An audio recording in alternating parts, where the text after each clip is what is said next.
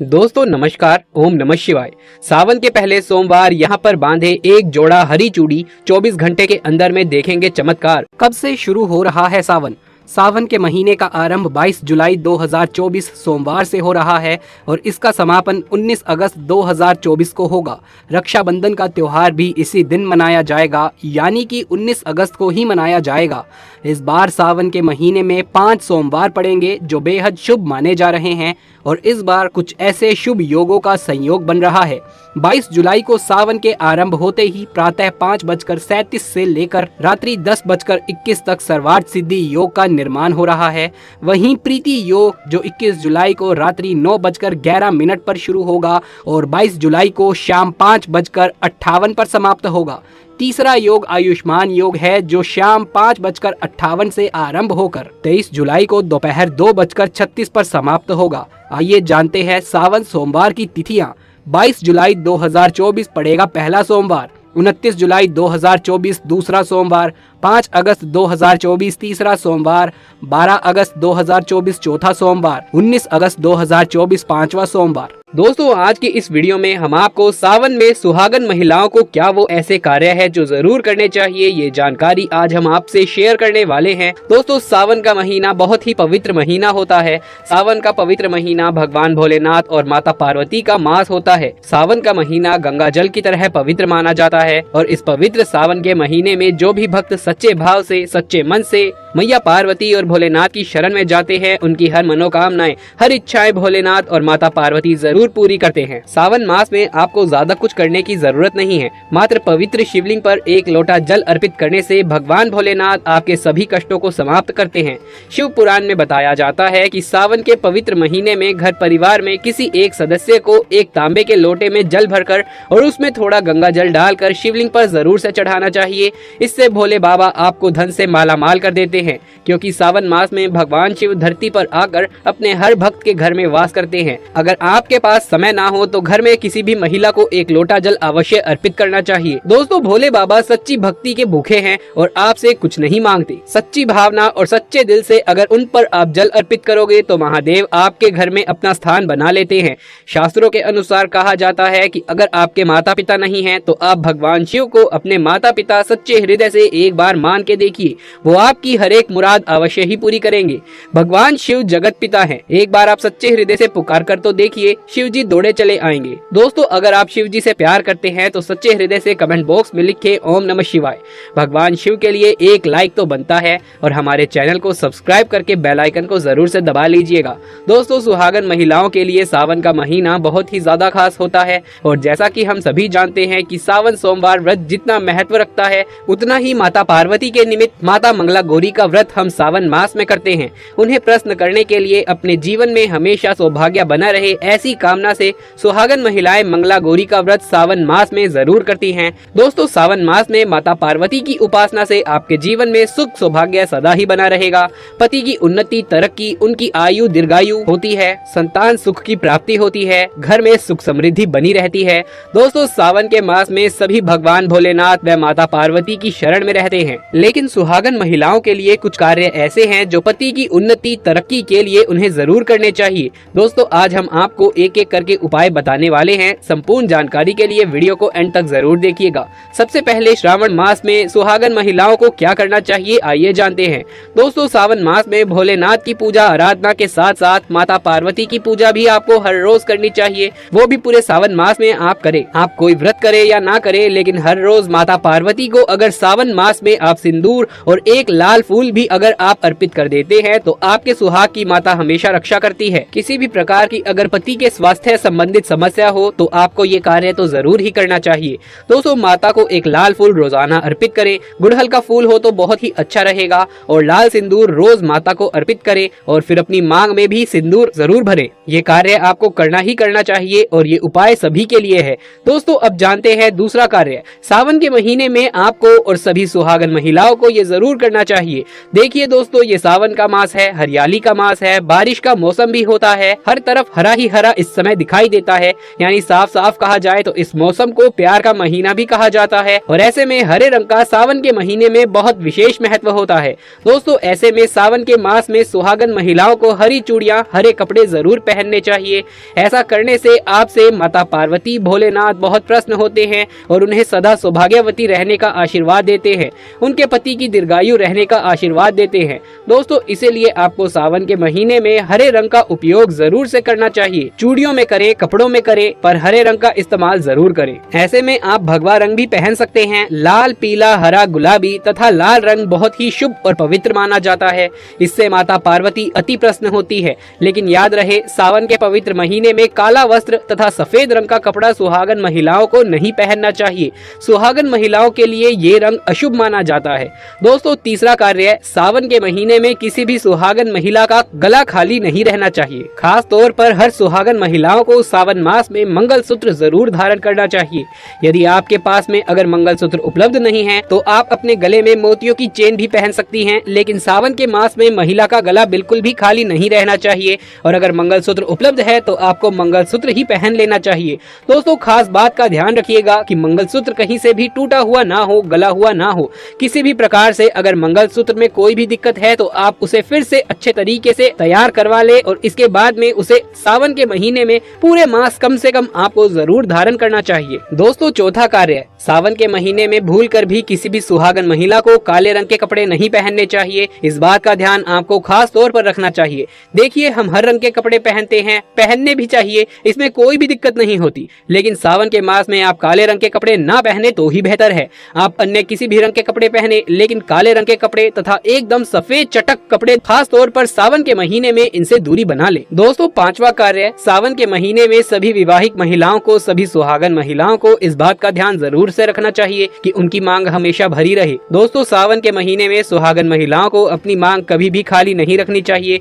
जो भी सिंदूर आप लगाते हैं, कोशिश तो ये करनी चाहिए कि जो आपके सुहाग का सिंदूर है, सावन मास में आप थोड़ा सा वो भी लगाएं। अगर आप वो पीला सिंदूर नहीं लगा सकते हैं तो आप कोई भी लाल सिंदूर अवश्य से लगाइए। अगर आप ऑफिस जाते हैं तो ऐसे में जो भी सिंदूर आप लगाते हैं वो जरूर से लगाइए। सावन मास में अपनी मांग कभी भी खाली ना रखें, ऐसा करना अशुभ होता है, तो आप इस बात का भी जरूर ख्याल रखिएगा। दोस्तों, सावन मास में सिंदूर खरीदना, सिंदूर बांटना भी बहुत ही शुभ कार्य होता है, तो आप ऐसा भी कर सकते हैं। सिंदूर से जुड़ा हुआ ये कार्य पति पत्नी के जीवन में प्रेम को बढ़ाता है, सुख समृद्धि की प्राप्ति होती है, घर में गृह कलेश नहीं होता। दोस्तों, छठी बात, सावन के महीने में सुहागन महिलाओं के लिए वैसे तो 16 श्रृंगार बहुत ज्यादा शुभकारी होता है, जो कि हर महिला को खास मौके पर करना भी चाहिए। लेकिन अगर पूरे मास में नहीं कर सकते हैं तो ऐसे में सावन के महीने में, जैसे हमने आपको बताया कि मंगलसूत्र, सिंदूर, इनका ध्यान रखें और वस्त्रों के रंग का भी आप बहुत अच्छे से ध्यान रखें। जो भी आप कपड़े पहनते हैं वो काले रंग के ना पहने। उसी प्रकार से आप अपने पैरों में बिछिया और पायल सावन में जरूर से पहनिए। दोस्तों, देखिए, घरों में जब महिलाएं पायल पहनती हैं तो बहुत ही शुभता आती है। पायल में जो घुंघरू होते हैं उनकी आवाज से माता लक्ष्मी प्रसन्न होती है, माता पार्वती प्रसन्न होती है और स्वयं आपके घर में पधारते हैं, आपके पति को आशीर्वाद देती हैं। तो ऐसे में सावन मास में आपको ऐसा जरूर करना चाहिए। आपके ऐसा करने से धन धान्य की कमी नहीं होती। तो ऐसे में खासकर अपने पैरों में बिछिया और पायल जरूर से पहन कर रखें। दोस्तों, सातवां कार्य, सावन के महीने में सुहाग, जैसा कि हमने बताया कि सुहाग की सामग्री को खरीदना बहुत ही शुभ कार्य होता है। आप अपने लिए जितना भी हो सके सुहाग की सामग्री खरीदें और हो सके तो सावन के पवित्र महीने में सुहाग की सामग्री दान अवश्य करें। आप चाहें तो रिश्तेदारों में बांटें, पड़ोसियों में बांटें तथा अपने परिवार में बांटें। अन्य लोगों को सुहाग की सामग्री जैसे सिंदूर, बिंदिया, हरी भरी चूड़ियां, बिछुआ, पायल, इस प्रकार की चीजें आपको ज्यादा से ज्यादा लोगों को दान देनी चाहिए या फिर उपहार में देनी चाहिए। लेकिन याद रहे, अपने खुद का मेकअप कभी भी किसी को दान ना करें और ना ही किसी को दें। श्रृंगार आप नया ही खरीद कर बांटे। दोस्तों, आठवां, सावन के महीने में मेहंदी। सावन के महीने में हर विवाहित महिला को, बल्कि सभी को हाथों पर मेहंदी तो कुंवारी कन्या भी लगाती हैं। आपको बता दें, हाथों पर मेहंदी किसी भी महिला को जरूर रचवानी चाहिए। ऐसा करना बहुत ही शुभ माना जाता है। माता पार्वती का आशीर्वाद प्राप्त होता है। ऐसी सभी चीजें सुहाग की निशानी होती हैं और सावन के मास में माता पार्वती की पूजा व आराधना के साथ साथ अगर हम इन कार्यों को करते हैं तो इससे माता हम पर प्रसन्न होती है और हमें मनचाहा आशीर्वाद देती है। दोस्तों, ऐसे में आपको ये सभी 8 कार्य करने हैं जो कि बहुत ही छोटे छोटे हैं और बहुत ही सरल और आसानी से आप कर भी सकते हैं। लेकिन ध्यान पूर्वक सावन के महीने में सभी सुहागन महिलाओं को इन कार्यों को जरूर से कर लेना चाहिए, नहीं तो सावन का पवित्र महीना अधूरा माना जाता है, आपका व्रत अधूरा रह जाएगा। दोस्तों, चाहे मर जाना, लेकिन सावन में महिलाओं को ऐसे बाल कभी नहीं धोने चाहिए। घोर पाप लगता है, घर परिवार बर्बाद हो जाता है। सावन के इस पवित्र महीने में भूल कर भी अपने केश यानी बाल ऐसे कभी मत धोना, बने बनाए काम सब बिगड़ जाते हैं। दोस्तों, अगर आप भगवान शिव से प्यार करते हैं तो कमेंट बॉक्स में सच्चे दिल से हर हर महादेव, ओम नमः शिवाय जरूर लिखें। दोस्तों, सावन का महीना बहुत ही शुभ और खूबसूरत महीना होता है, प्यार का महीना होता है। सावन का हर एक दिन उतना ही पवित्र माना जाता है जितना कि गंगा जल। सावन में शिव जी की पूजा अर्चना करने से मनोकामना पूर्ण होती है। अच्छे वर की कामना करने वाले लोग सावन सोमवार व्रत अवश्य रखें। आपको बता दें, सावन जब बरसते हैं तब अक्सर हम उसमें स्नान करते हैं तथा बालों को धोते हैं। पूरे सावन हम खुशी से बरसात का लुत्फ उठाते हैं।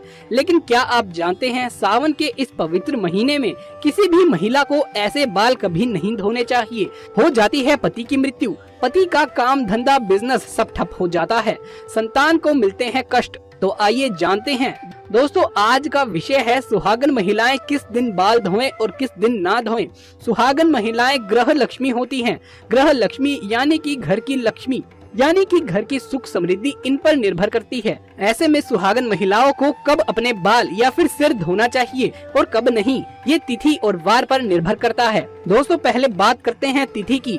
अमावस्या, एकादशी और पूर्णिमा के दिन बाल नहीं धोने चाहिए, बहुत ही घोर अनर्थ माना जाता है। ज्योतिष शास्त्र के अनुसार अगर देखा जाए तो अमावस्या, एकादशी, पूर्णिमा तिथि पर चंद्र या तो उच्च या फिर नीच स्थिति में होता है। शास्त्रों के अनुसार चंद्र मस्तक को प्रभावित करता है। दोस्तों, दूसरा, हमारे हिंदू पंचांग में तिथि के अनुसार ही व्रत और त्योहार मनाए जाते हैं। ये शुभ दिन है, इनके एक दिन पहले ही बाल धोने लेने चाहिए। इनके एक दिन पहले बाल धो लेने चाहिए। दोस्तों, अब चलिए जानते हैं वारों के बारे में। किन वारों में बाल नहीं धोने चाहिए, किन वारों में बाल धो सकते हैं। यहाँ भी आप एक बात का ध्यान रखें कि आप किसी भी वार का व्रत रखते हैं तो उस व्रत वाले दिन पर उस वार में आप बाल नहीं धो सकते। एक दिन पहले ही बाल धोकर शुद्ध हो सकते हैं। दोस्तों, क्या रविवार को बाल धो सकते हैं? तो आपको बता दें कि रविवार का व्रत रखते हैं या सूर्य देव की आराधना करते हैं तो रविवार को बाल ना धोएं। यदि आप व्रत भी रखते हैं और किसी अनिवार्य कार्य की वजह से ही आपको रविवार को बाल धोने पड़ जाएं, तो आप ये उपाय कर सकते हैं। आप गुड़हल के फूल ले लीजिए, उन्हें थोड़ा सा मसल कर उससे जो रस निकलता है उसे अपने बालों में लगा लीजिए, उसके बाद बालों को धो सकते हैं। दोस्तों, बात करें सोमवार की, तो क्या सोमवार के दिन बाल धो सकते हैं? आइए जानते हैं। सोमवार को बाल धो सकते हैं, लेकिन जो महिलाएं सोमवार का व्रत रखती हैं वो सोमवार को बाल भूलकर भी ना धोएं। लेकिन किसी अनिवार्य कारणों से सोमवार को यदि बाल आपको धोने पड़ जाएं और आपने व्रत भी रखा है तो ये उपाय आप कर सकते हैं। दोस्तों, पलाश के फूलों को अपने हाथों से मसलकर फिर उसे अपने बालों में लगाकर बालों को धो लीजिए। इससे आपके ऊपर बनने वाली अशुभता शुभता में बदल जाएगी और आप बाल धो सकते हैं। इससे आपको शिव के क्रोध का सामना नहीं करना पड़ेगा। दोस्तों, मंगलवार की बात करें तो मंगलवार को बाल नहीं धोने चाहिए। माना जाता है कि इस दिन बाल धोने से आर्थिक परेशानियों का सामना करना पड़ सकता है, साथ ही साथ वैवाहिक जीवन में भी बाधाएं आने लगती हैं। यदि किसी कारणवश मंगलवार को ही आपको बालों को धोना पड़ जाए तो ऐसे में इससे लगने वाले दोषों से बचने के लिए ये उपाय करें। आंवले का रस या फिर आंवले के चूर्ण का पेस्ट बनाकर आप उसे अपने बालों में लगा लें और फिर अपने बालों को धो लीजिए। दोस्तों, अगला वार है बुधवार। बुधवार को महिलाएं बाल धो सकती हैं, लेकिन मान्यता है कि यदि किसी महिला के छोटे भाई हो तब ऐसे में वो बाल ना धोएं, क्योंकि बुधवार का अधिपति बुध ग्रह हमारे छोटे भाई बहनों का कारक है। इस दिन बाल धोने का दोष हमारे छोटे भाई को लगता है। इससे बचने के लिए आप वरुण देव यानी कि जल के देवता को या फिर बुधवार के स्वामी श्री गणेश जी को अपना बड़ा भाई बना लें। फिर भी दोस्तों, किसी कारणवश बुधवार को यदि आपको बाल धोने पड़ जाएं, तो इसके दोषों से बचने के लिए आप एक उपाय कर लीजिए। तुलसी के 5-6 पत्ते लें और उसे मसल कर अपने बालों में लगा लें, फिर बाल धो लीजिए। बड़े से बड़ा संकट आप इससे टाल सकते हैं। यदि घर में तुलसी नहीं है तो आस पड़ोस में भी किसी से तुलसी मांगकर उसके पत्ते लें और यही कार्य करें। दोस्तों, गुरुवार को सुहागन महिलाएं ही नहीं, किसी भी स्त्री पुरुष को अपने बाल नहीं धोने चाहिए, नहीं तो आपको अगले जन्म तक इसका पाप लगेगा, क्योंकि गुरु ग्रह सबका गुरु है और आपको पता ही होगा कि गुरुवार को पोछा भी नहीं लगाया जाता। ऐसी मान्यता है कि गुरुवार को बाल धोने से या फिर पोछा लगाने से, ऐसे कार्य करने से माँ लक्ष्मी रुष्ट हो जाती है। गुरु का नाश होने से घर में कलेश बढ़ता है, बर्बादी आती है, घर का नाश होता है। दोस्तों, यदि गुरुवार को अनिवार्य कार्यों से बाल धोने पड़े तो इसके दोषों से बचने के लिए ये उपाय करें। थोड़ी सी हल्दी ले या फिर बेसन, या आप इन दोनों को मिलाकर ही एक लेप बना सकते हैं, उसे अपने बालों में लगाएं, फिर बाल धो सकते हैं। दोस्तों, शुक्रवार की बात करें तो शुक्रवार के दिन सुहागन महिलाएं अपने बाल धो सकती हैं। दोस्तों, अगला वार है शनिवार। शनिवार को सुहागन महिलाएं अपने बाल ना धोएं। शनिवार यानी कि शनि देव का दिन माना जाता है। जैसा कि आप जानते हैं कि सभी देवों में न्याय के लिए उचित स्थान शनि देव को दिया गया है। शनि देव को न्याय का देवता कहा जाता है। एक तरह से आप उन्हें पूरे ब्रह्मांड का जज भी कह सकते हैं। इसी कारण सभी लोग शनि देव के प्रकोप से, उनके क्रोध से डरते हैं। दोस्तों, यदि आपको शनि के प्रकोप से बचना है तो इस दिन आप बाल कतई ना धोएं। किसी अनिवार्य कार्य से अगर आपको इस दिन बाल धोने भी पड़ जाएं, तो इस दोष से बचने के लिए पहले अपने बालों में कच्चा दूध लगाएं, फिर बालों को धो लें। बालों में थोड़े से कच्चे दूध का छींटा लगाकर बाल धोने से शनिदेव की बुरी दृष्टि नहीं पड़ती। इसके अलावा भी दोस्तों, हम आपसे कुछ जरूरी बातें शेयर करना चाहते हैं, और वो ये कि सुहागन महिलाएं अपनी मांग में सिंदूर भरती हैं। शरीर के इस स्थान को यानी कि मांग को गंगा स्थल माना जाता है, तो जब यहाँ पर सिंदूर लगाया जाता है तो उसे गंगा सिंदूर कहते हैं। यही पवित्रता और सौभाग्य की निशानी है। इस कारण जो सुहागन महिलाएं नहाकर मांग में सिंदूर भरती हैं, वो पूजा पाठ में शामिल हो सकती है। अगर वो बाल ना भी धोए तो भी वो ये कार्य करके पूजा पाठ में शामिल हो सकती है, क्योंकि उसे पवित्रता और सौभाग्यवती का वरदान प्राप्त है। दोस्तों, लेकिन पुरुषों को हर दिन बाल धोकर ही पूजा पाठ में शामिल होना चाहिए। एक और डाउट रहता है कि मासिक धर्म के दौरान आप बाल धोएं या ना धोएं। अलग अलग प्रांतों में इसकी अलग अलग प्रथाएं हैं। कई जगह तथा हमारे आस पड़ोस में भी मासिक धर्म के तीसरे दिन के बाद कंपलसरी बाल धोते हैं। इसमें तिथि या वार बिल्कुल भी नहीं देखा जाता, लेकिन इस विषय में वार और तिथि का आप जरूर ख्याल रखें। शादीशुदा महिलाओं को अपनी मांग सदैव भरनी चाहिए। जितनी लंबी आपकी मांग होगी, उतना ही आपके पति की उम्र लंबी होगी।